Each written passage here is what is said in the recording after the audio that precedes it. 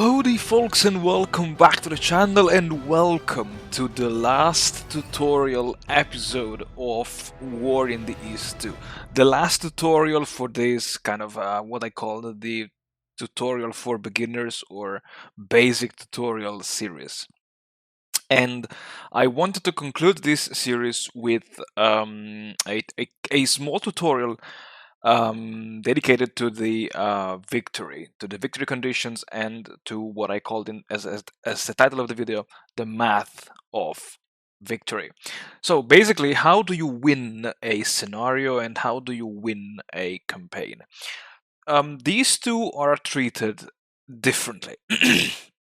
For the scenario, for a scenario, I mean these small scenarios, and small scenarios are every scenarios in which you only have a portion of the map playable. And actually, no. First of all, there are two ways to visualize the conditions that you need to fulfill in order to win both the scenarios and the ground campaigns. The first one is this one here, toggle victory locations on off, and the other one is this one here, show victory screen. Now, the victory locations on off, in the case of the small scenarios, will, when activated, will show some flags on the map. The flags do have a different color based on the let's say faction that has to control those locations. The blue flags are the flags that the Axis faction must control, while the red flags are the locations that the Soviets must control, while flags with both blue and red are shared victory points. So both factions will gain points by controlling these locations. To understand how victory points work in small scenarios, I have, however, to load the Road to Minsk scenario. Okay, and in this scenario we can now have a look at the victory screen, because again, it looks overwhelming, but this time is a little bit more, is a little bit easier to understand. But again, once again, there are two names that are not explained in the manual, are not explained anywhere. The way I describe them to you are just my personal interpretation.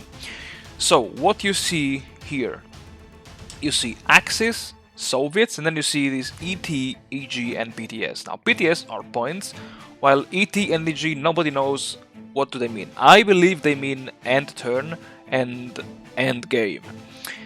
What you have here are the victory points, which in this specific scenario are shared between both the Axis and the Soviets. And then you see here this number here. Now this number indicates the number of points that you will get during each logistics phase per faction. What does it mean? It means that if the Axis player takes Minsk on turn 1, during the next logistics phase, so during the Soviet logistics phase, the Axis player will gain 200 points, and during the Axis logistics phase of the second turn of the Axis will again gain 200 points, so it will have 400 points in total.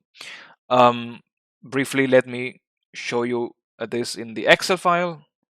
So yeah, 200 points per logistics phase. On the second turn it will be 200, because it's already two logistics phases, and because this scenario only has like 2 turns, and because there will be just the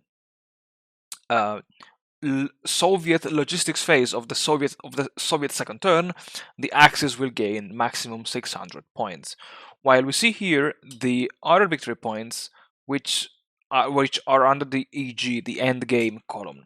The end game means that if the Axis controls these victory points at the end of the last turn, then the Axis will be awarded these points.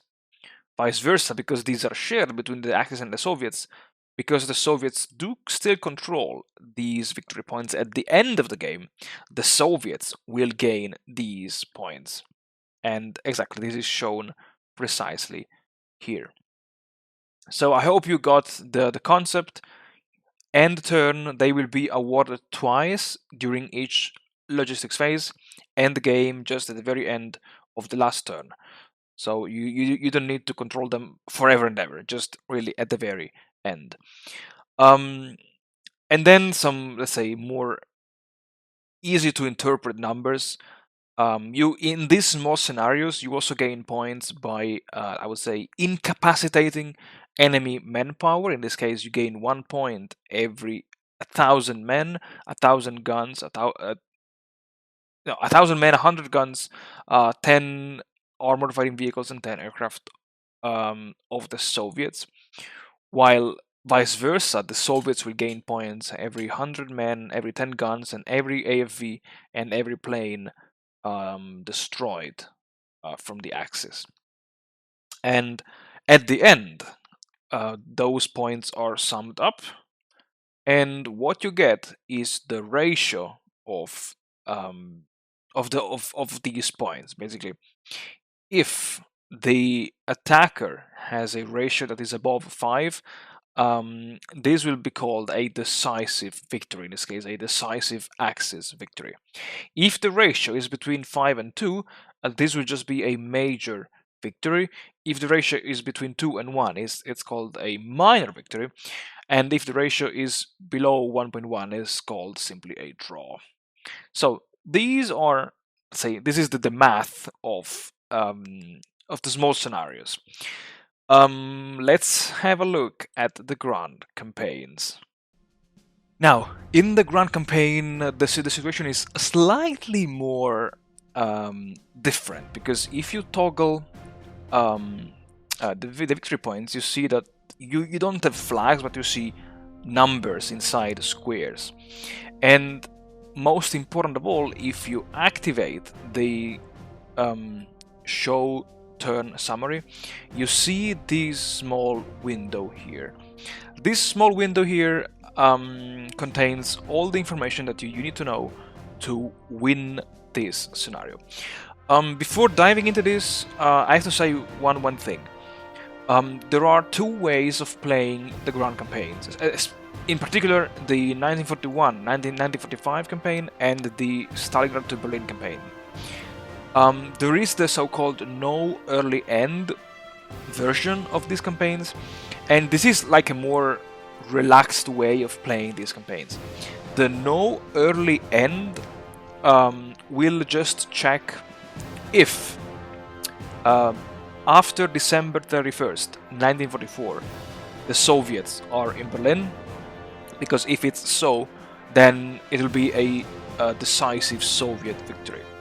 If the Soviets take Berlin before April 1945, it will be a major Soviet victory. If the Soviets take Berlin, I think after April 1945, but before the end of the campaign, it will be a minor Soviet victory. And vice versa, if the Soviets fail, and also the Western Allies, which will land in Normandy via the event system and the tier boxes that we've seen before, if the Axis is still in control of Berlin at the end of the scenario, it will be an Axis victory. Now, this is let's say the more relaxing way of playing the campaign. If you like the adrenaline of rushing forward and to have what I think is a more historical immersion for playing at least the 1941-1945 campaign, is to play with the so-called early end conditions. Now, to explain the early end conditions, we need to first of all introduce the concept of initiative. The initiative is shown here. Either the Axis, well, in this case, the Axis start with the initiative. And what does it mean? It means that the side that has the initiative will gain points by capturing specific locations. Importantly, there is a bonus point if the Axis, in this case, captures historical locations ahead of the historical capture date. And this is very, I don't know if I mentioned this before, but if you toggle this button here, and if you zoom in exactly to the maximum highest level, you see here that you have a date in blue, which indicates the day in which this city was captured, and a date in red, which indicates the date in which the city was retaken by the Soviets. And you see that some cities do have this bonus, this blue square, +4, +6, +6, +6, +6.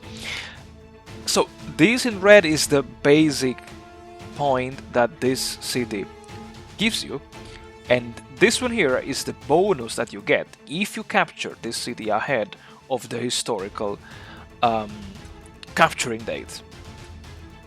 And if we go to the victory screen, you better understand this. Like, first of all, here you see the victory points. The axis starts with, it's 370 points basically. But because I captured already Riga, and you see here, Riga gives me 10 basic points. But because Riga was supposed to fall on turn 2, because historically this is what happened, but I captured it already on turn 1, I was awarded 4 extra bonus points. And here you see exactly the what I call the axis victory points, with the target turn, means the turn that it's supposed to fall in Axis hands, the capture turn, and the victory, the bonus victory points that you will get if you capture it before the target turn. And vice versa, when the initiative will switch between October 1st, 1942 and July 1st, 1943, then it will be the Soviets' turn to, for instance, recapture Minsk before turn 159 to gain extra 6 victory points. The concept of the initiative switch, from what I understood, is not really, in my opinion, clear, because some people claim that you can influence this, but I never found anyone really proving this with some empirical ways that people could reproduce. So let's say that starting from October 1st, 1942, every turn there is a 10% chance of the initiative switching from the Axis to the Soviets. Eventually, the initiative will always switch after July 1st, 1943 to the Soviets. And when the initiative switches, it will be the Soviets that will have to reconquer back their land to gain points, this time from the Axis occupied territory. One thing that I forgot to mention is that the Axis will gain extra points if they capture cities that were never captured in real life, like Leningrad, Yaroslav, Tula, Ryazan, Moscow, Tambov, Saratov, Astrakhan, and so on and so forth. So far, hopefully, so good, right? Because there is one more thing that I have to mention, which is the Axis high watermark. The Axis high watermark, let me show you here, is essentially the highest score ever reached by the Axis between turn 1 and the last turn before the initiative switching. And I just, let's say, kind of imagined this scenario in which the Axis scores goes up and down, and then by looking at the highest score, this will be 673. Now, 673 is the score that the Soviets have to match. They have at least to match in order to win this game. Exactly. So should the Axis reach an insanely high score by advancing or capturing Leningrad or advancing so much into the Soviet Union, the Soviet player will be kind of forced to advance even faster than the Axis to gain more bonus victory points and recapture the locations that the Axis has taken during the initiative. And this is important because the Axis high watermark doesn't have to be the highest at the moment of the initiative switch. Even if the Axis reaches, as I think I've shown here, on turn 20, the highest value, and then the score levels are reduced, it doesn't matter. This is the highest level that the Axis reached, and this is what the Soviets will have to match during their initiative phase. And yeah, so also as you can see here, victory points can be awarded by bonus by events. If you have more than what is needed in a specific theater box, you can get this event giving you 1 administrative point and 1 extra victory point. And also, if the enemy has a deficiency of troops in a specific theater box, the enemy can suffer -1 AP and -1 VP, which will be added to you as well. And then there is the concept of what is called as the sudden death. The sudden death is a condition in which the Axis player loses by not having a high enough score level, and this is shown in this bar here. I hope you're not colorblind, because I'm gonna use the colors here. So here in red, here in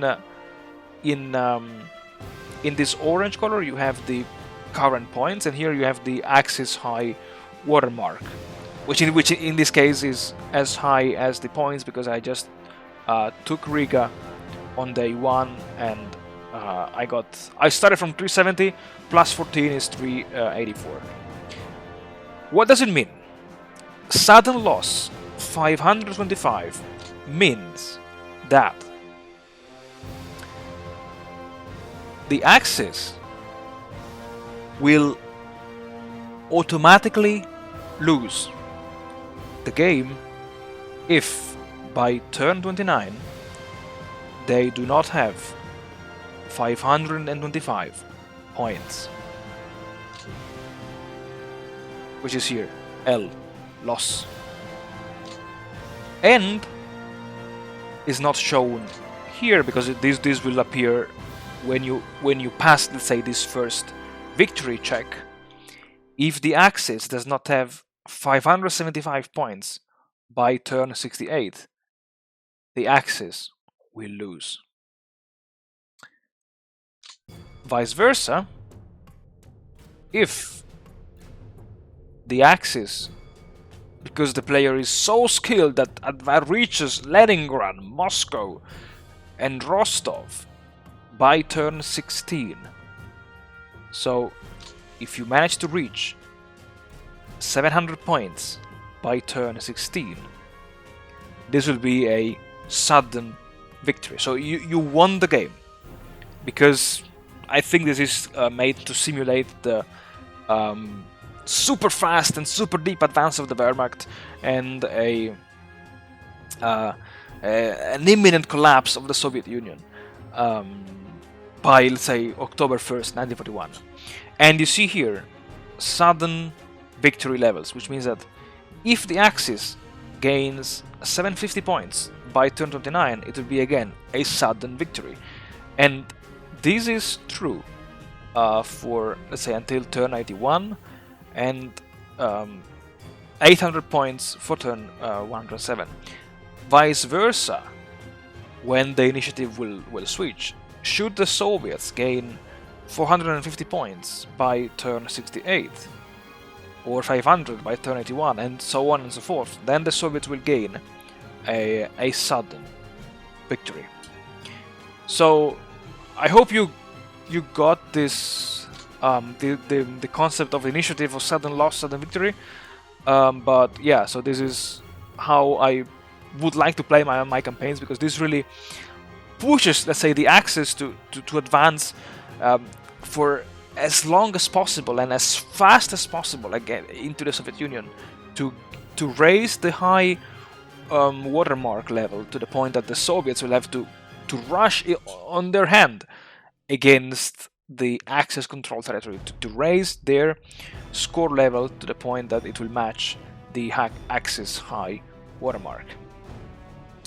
And with this, I think that's all for this tutorial.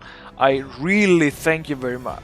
I have to thank you very much for your support, for your endless patience, and yeah, so this will mark the end of these basic tutorial series.